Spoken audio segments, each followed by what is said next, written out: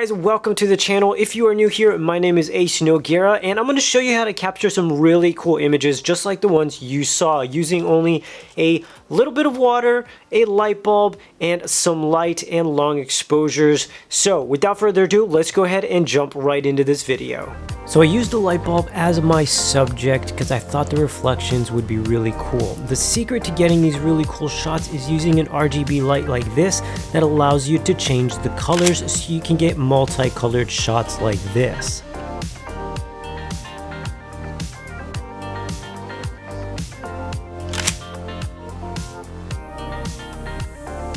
So part of this creative photography video is basically getting creative and having fun with it. So I used this spray bottle and just sprayed some water lightly on the light bulb, hoping we can get some different reflections from it with the light now that we've added these water droplets to it.